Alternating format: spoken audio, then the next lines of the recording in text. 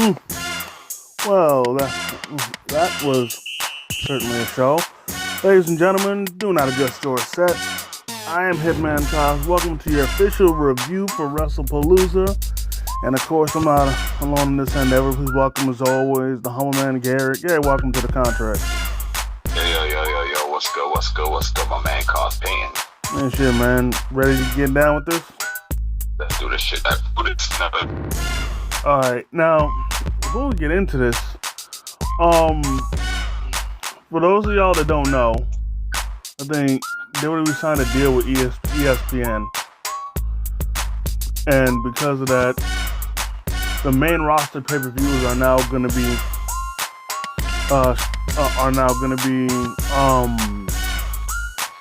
streamed on the ESPN app. And honestly, so far it's not looking good because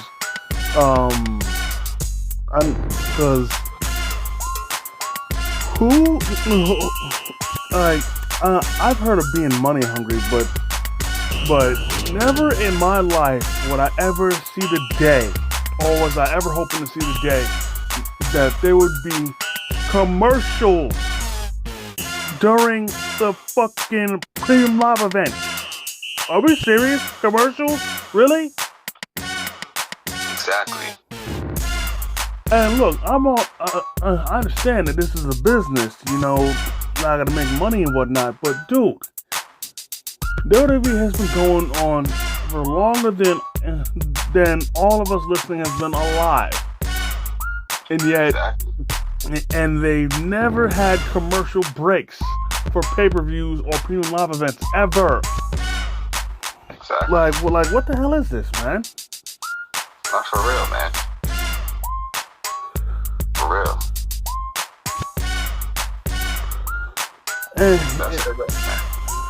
But aside from that, on to the show. We were joined by a special guest on commentary, Mr. Pat McAfee. Great to see him back. Yes, sir. You know, I missed his presence on commentary. You know, if it's for one night only, you know, that's quite all right. You know, but still, very welcome. Right. Now, on to the matches. First off, we had John Cena versus Brock Lesnar. And if you guys weren't watching SmackDown before Wrestlepalooza, Brock raised hell, and he ran into Paul Heyman, stating that they should do business. And you know, everybody was speculating what they meant by that, and we got our answer, because of course, you know, Cena got his big intro, but also instead of Alicia Taylor introducing Brock, Paul Heyman did the honors, turning back the clock, baby. Oh man, this felt so good to hear. Yes, sir. Oh man, it just felt so good. It did. But anyways, on to the match. Wow. This match, it was short, but it was crazy, man. Yeah, it was okay. I really liked it, and I'm gonna say this to everybody bitching about this match or saying how bad it is. Again, this is how the match should have happened, and I said this on the predictions, because if you look at Cena and you look at Lesnar, it only made sense for this to happen, because you look at Cena, he's not as big as he used to be. He's on his retirement tour, so pretty much he's on his last leg. Whereas you compare him to Lesnar, who, number one, is not on a retirement tour. Two, he hasn't slowed down. And three,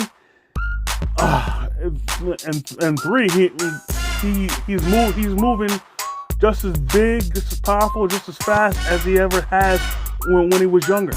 It's not faster and more powerful. shit.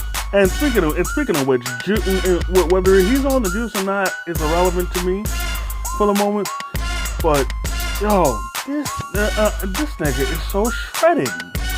Like right now, when he came out, he was more shredded than he was when he was WWE champion in 2004. Right. Like he just packed on. Like I don't think I've ever seen him this big, and he still moves like he was when he was younger. Right. Exactly. And let me say this: to start the match off, none of these niggas that face Brock never get it. They never seem to get it. And what I'm talking about is that when you face Lesnar, when that bell rings, do not run at him. Ever. Don't run at him. It never ever ends well. You run at him, he's going to grab you. Like come on.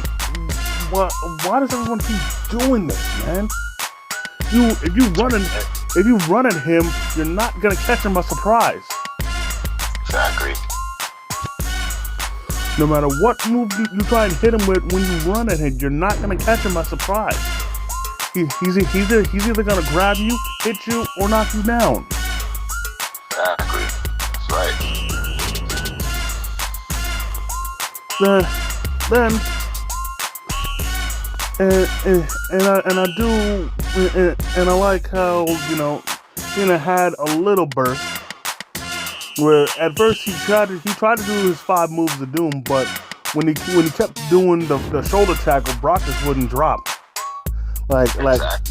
Like it took him like at least 4 shoulder blocks before Brock finally dropped. Exactly. And then even when he hit the attitude adjustment, he had to hit 3 just so Brock would stay down, because the first 2 he immediately got up. Exactly, that's right. And then, right. and then even after that, of course, Brock kicked out of the 3rd.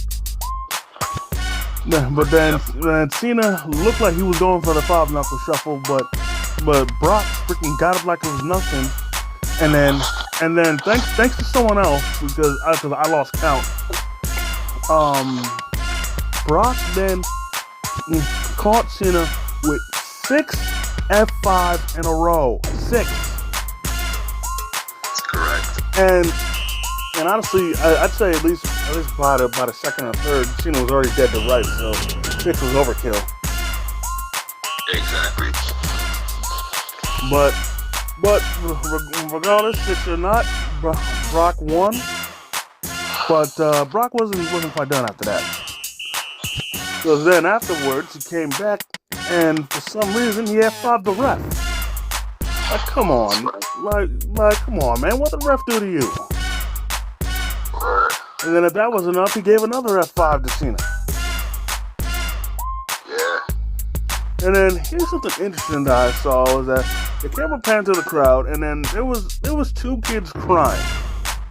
But saw that. But if you guys were looking carefully, one kid, he looked like he was crying, but the second kid, she was faking it. Yeah, word, but she word. She was. Because at first it looked like she was crying, but then a split second later, before the camera went off her, she immediately started smiling. Right. Right. That's crazy. Now, I know everybody else is shitting on this match. I'm not. Why? And why am I not? Because number 1, I enjoyed this match.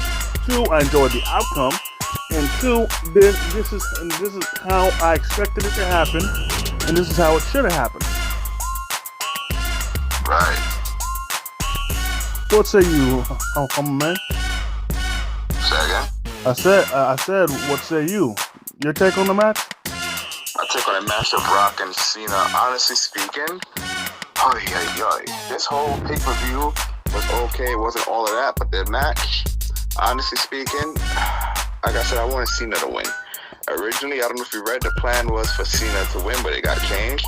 And I read that Cena wants to meet new people, whatever, what have you. I mean, him and Brock fought each other like countless of times. So, like, Cena should have gotten this win, especially as retiring, and Brock would have mind people putting people over. For real. I still feel that how this match played out was the most believable. Right, and I got you. Yeah. Now, before we got to the next match, couldn't help but notice that even though it was an advertisement, Michael Cole, Wade Barrett, and Pat McAfee were drinking on the job. Right. They were. I was showing a little professionalism, gentlemen. Here, the drinks are after the show. Right, that's crazy. Moving on, we have the Usos versus the Vision. Yes, sir. Now, something pretty interesting was added at the last second, in which LA Knight was the special guest referee. Yes. Then, for entrances, this was a welcome surprise. The Usos came out so done with that, their theme for like a couple seconds. Then Jimmy had everybody bring out the Fireflies. Yeah. And then they went back to Jey Uso's theme. Right. Now, this match I thought was pretty dope, but now initially this was supposed to be a regular tag match, but then Bronson Reed tried to bring in a chair. LA Knight stopped him, but then Jimmy brought the same chair, and then LA Knight was just like, alright, fuck it. Right. So then they started going ham. They even brought out a cable at one point. And I liked seeing the Usos hit the 1D. You know what I'm saying? Oh yeah. But with the weapons, we have to address the elephant in the room, and that is what happened to Jey Uso. That's right. Now, for those of y'all that saw, Jey Uso got busted open. Now, me, I had no idea how he got busted open. But out of all people to uncover how he got busted open, I found out via the New Day. Right. In which they did the whole good idea, bad idea thing from Animaniacs. If for all you 90s kids and whatnot, that remember that. Oh yeah, yep, and I hope you guys do. Yeah. And for the bad idea is when they exposed what happened with Jay. See, what happened was when Jay lifted the chair over his head, he accidentally one of the legs from the chair grazed his face, and then that's what cut him open. Right. And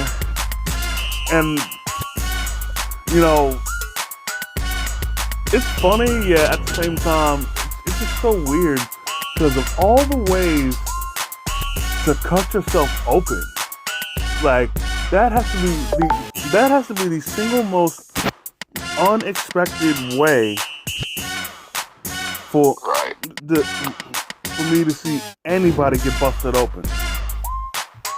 Exactly. Because with the way anybody would hold a chair, even when they're lifting it up above their head to hit somebody with it, never would I expect them to have the chair so close to the point where the leg would graze their skin and cut them open.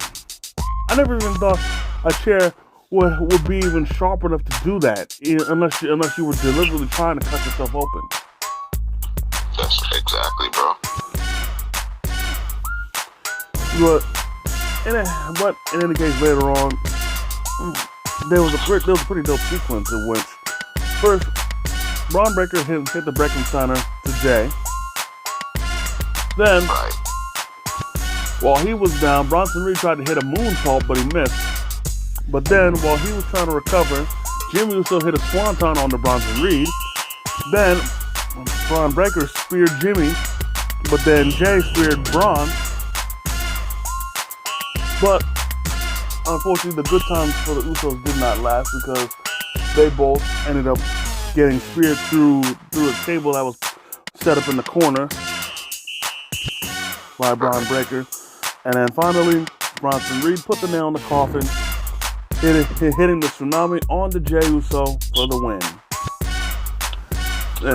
And yeah, this tag match was pretty dope. I really enjoyed it. So did I. That was really good. Yep. Moving on, we have Io Sky versus Stephanie Vaquer. Oh, yep. Now, I can't lie. This match, honestly, had to be arguably the match of the night. Hell yeah. Like honestly, the length, the amount of work that both of them have put in, you know, in their careers was just defined in this match alone. Like, and you'd be hard pressed to find two women that are as good as these two. That is correct. Hell yeah. And you know, I thought that was pretty dope when Io hit the Spanish Fly. Right. Yeah. That was. Oh yeah, it was. And there was two times where Io she actually tried to hit over the moonsault, but the first time Stephanie got her boots up, and then the second time she just flat out missed. Right. And That's then correct. and then Stephanie she ended the match not with the SVB, but instead with something that looked like the spiral tap. And the reason why I say it looked like the spiral tap is because initially I thought it was that, but then I saw on Twitter that AJ Styles retweeted a tweet and confirmed that what Stephanie did was not the spiral tap. Oh. So yeah, but it was still a dope move. Well, most definitely. But the most that I can say with that move was a corkscrew moonsault. Right. Most definitely. And then after Stephanie won the title, Io showed her respect, which I appreciate. Oh yeah, that was good. And then Stephanie gave her father a big hug. That made it especially heartwarming. But I will admit, you know, I did want Asuka to interfere in this match because it's pretty obvious at this point that she was going to turn heel. Right. But, you know, hey, they obviously saved it for Raw. Exactly. But still, congratulations to Stephanie Vaquer. I'd love to see how far she goes with the title. You know? Me too. And, you know, yeah. Moving on, we have CM Punk and AJ Lee versus Taki and Becky Lynch. Oh man. Now, first off, I gotta give mad respect to both, to all four competitors in this match, because on their attires they were representing certain stuff. And first off, with Taki and Becky, the designs that they were wearing and the color they were wearing was for suicide prevention. And you know, I know it's been said a million times, but a million and one times won't kill you. Like, if you are ever struggling in life, and if you really feel you're going through it and you can't take anymore, seriously, reach out to somebody, talk to somebody.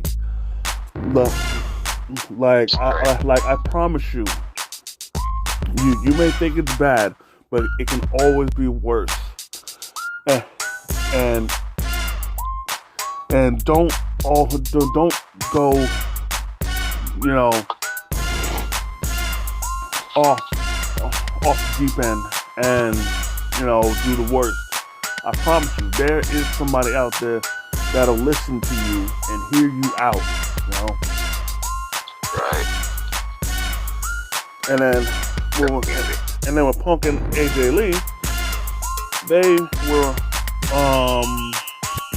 their attire was representing the LGBTQ community. Right. And even though I'm straight, I do support them. You know what I'm saying? Yeah. The way I see, I live by saying that love and let love. You know what I'm saying? Oh yeah. Whether you're attracted to the opposite gender or the same gender, you know what I'm saying? If that's what you feel, that's what you feel. You know what I'm saying? The heart wants what the heart wants.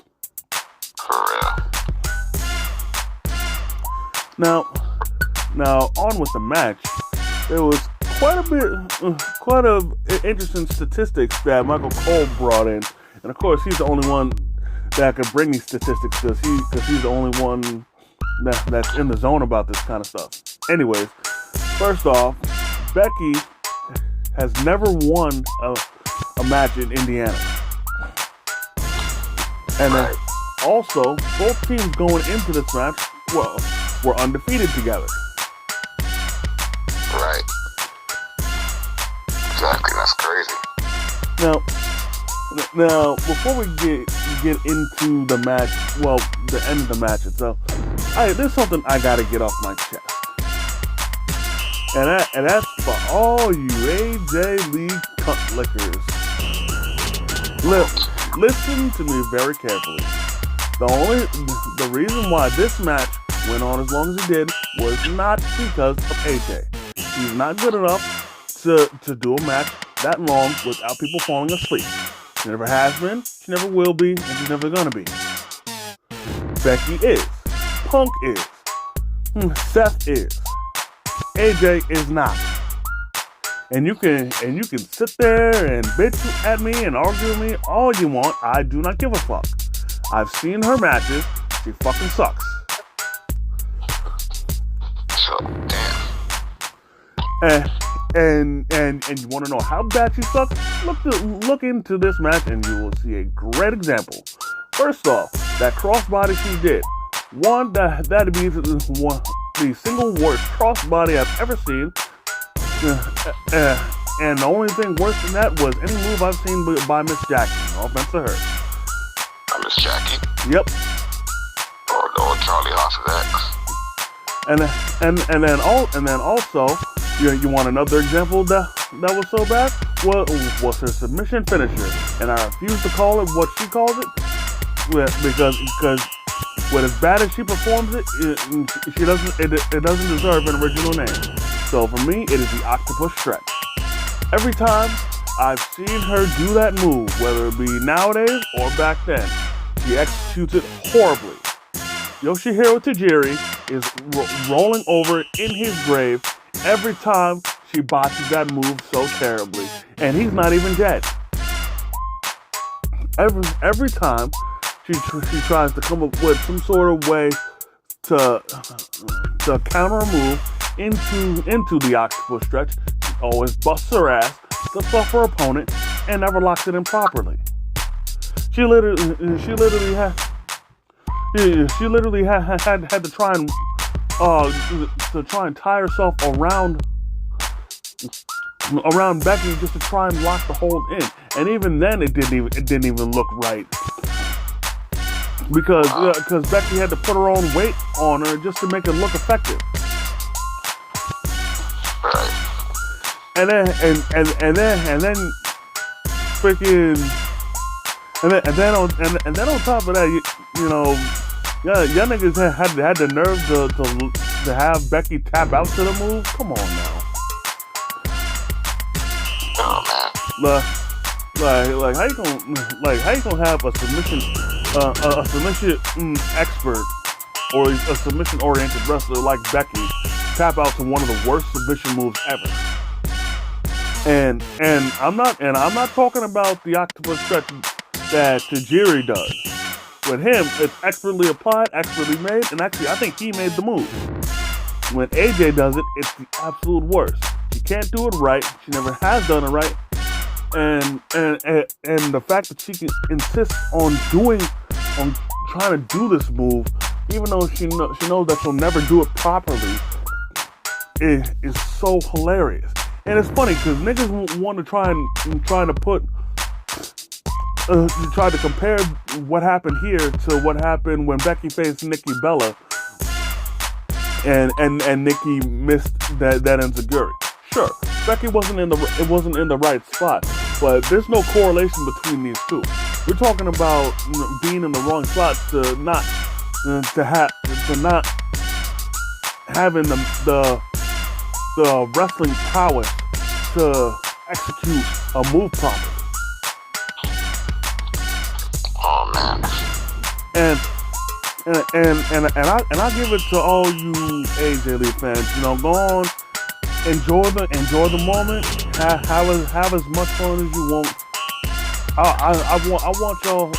genuinely want y'all to enjoy these moments all you want. Cause my stance ain't never gonna change on you. Gotcha, bro. You know what I'm saying? If anything, Punk and Seth carried this match, and Becky was the icing on the cake. Right. Thankfully, in this case, one bad apple didn't spoil the bunch. Almost. Well, shit. Now, I do have to give it to Taki though. Seeing him mock at AJ Lee was pretty funny, but unfortunately for him, that was their undoing. Just like how monologuing is a villain's greatest weakness, so is taunting. Because Seth forgot the number one rule when it came to taunting, and that's even though you're taunting, never take your eyes off your opponent. He did that and paid for it. Right. But I will give it to AJ. At least she was competent enough to do the curb stomp. But even then, that's really not saying much, considering that the curb stomp is one of the easiest moves to do, if not the easiest move. That's correct. But I will admit, I would have liked to see her at least try to do the GTS. Oh yeah, that's a fact. But got to. But even then, part of me is still frustrated just because neither Punk nor Seth hit the other woman with their finisher. I would have loved at least once, for Punk to put Becky to sleep, or Seth to hit AJ with the curb stomp, just once. And before all y'all white knights try to bitch at me, saying how they want to be family friendly and shit, shut the fuck up. Don't give me that. If they wanted to be family friendly and all that, they wouldn't have had that mixed tag match where it was Seth and Becky versus Baron Corbin and Lacey Evans, and Baron Corbin would have never hit the end of days on Becky Lynch. So shut the fuck up. Right. Like hell, I saw that match live. Hell, I even freaking captured the clip of it and put it on my social media. Oh damn. And I was like, you want to be the man, act like the man, walk like the man, talk like the man, and take a hit like the man. In which she did, and unfortunately, Corbin started taunting, which again was his undoing. But you get the point. Yup. I do, bro. But I will say this: despite the one bad apple of the match, it was still a very good match.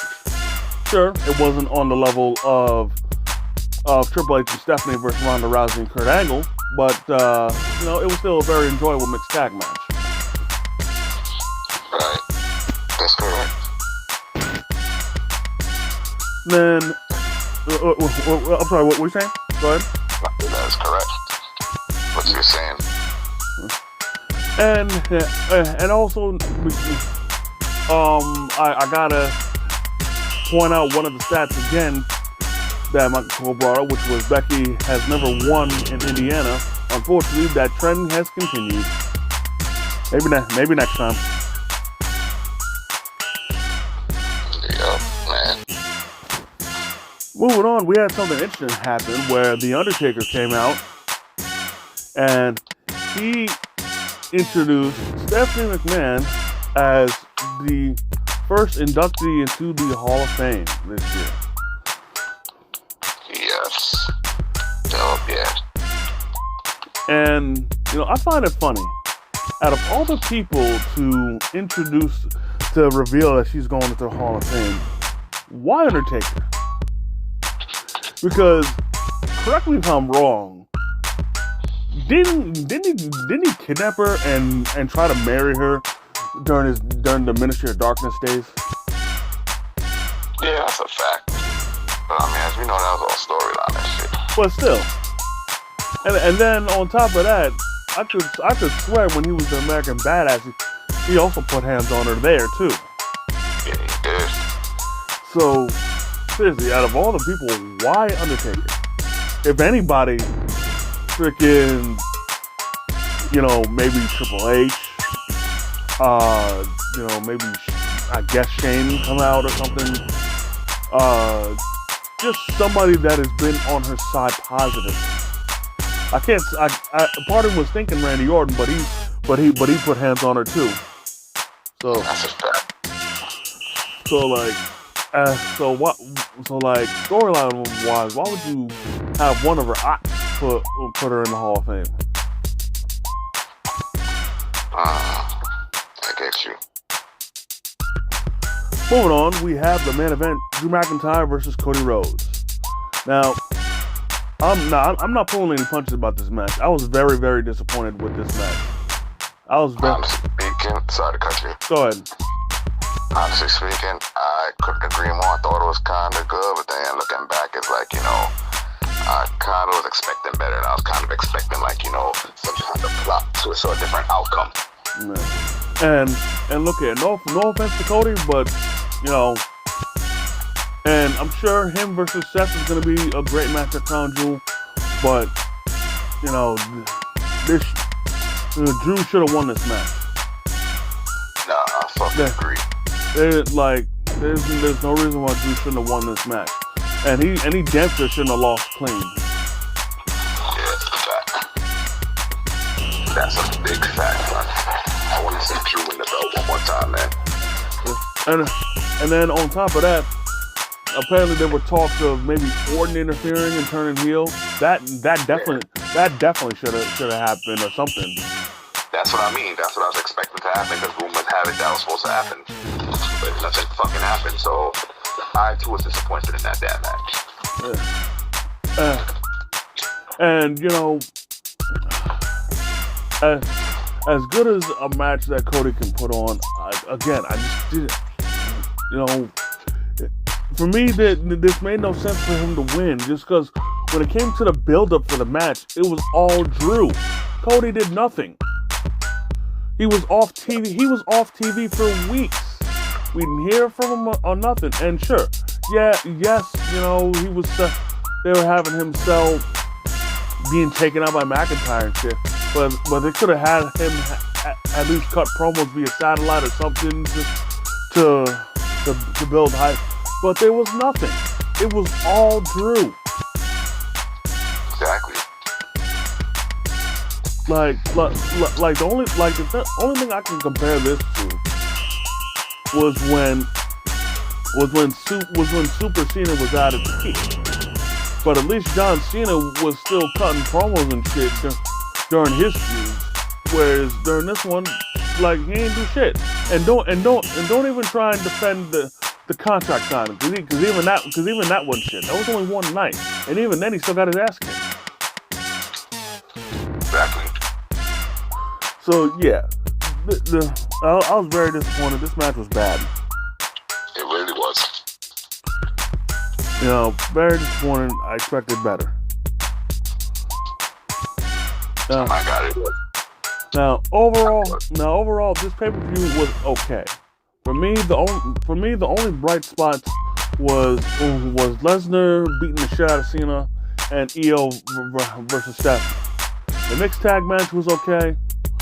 The regular tag match all right. The tag match was good too. But yeah, the only good matches there were though was the tag match, the mixed tag match, and the women's title match. Yeah. Well, for me, the only good matches was Lesnar versus Cena, the tag match, and the women's title match. The mixed tag match was okay, and Drew vs. Cody was bad. I got you, Kirby. This whole pay-per-view itself sucked complete motherfucking ass. I mean, go ahead. And I already know Saturday's pay-per-view, NXT pay-per-view, No Mercy, will be extremely better. And that's not even going to be fucking up for debate. Yeah. Well, of course. But I will say that well, for me, the pay-per-view was okay. Right. You know, I mean, other people might disagree, but yeah. But it's funny you mention that, because we got to get down with that too. Well, as a matter of fact, I was going to say, if anything, we'll be right back after tomorrow. Yes, sir. So with that being said, ladies and gentlemen, that's going to do it for this episode of The Contract. And I want to thank each and every one of y'all for taking the time out of your busy schedule to come and chill with your boys. I definitely want to thank the humble man for coming through, kicking his wrestling knowledge. Yes. You already know my man, Cos Payton, and we'll be coming right back out here, coming at y'all, as we said, for the predictions for NXT No Mercy, which that pay-per-view takes place this Saturday, but you know we're coming at y'all with the predictions, so we'll be coming at y'all with that tomorrow. Yep. So, until then, if you guys enjoyed this, hit the like button, comment if you feel like it. If you're new to the channel, please subscribe and hit the notification bell so you never miss a new video. And that's always by way of Struggle Vision Productions. It's the Hitman and the Humble Man. And if you see us coming, run.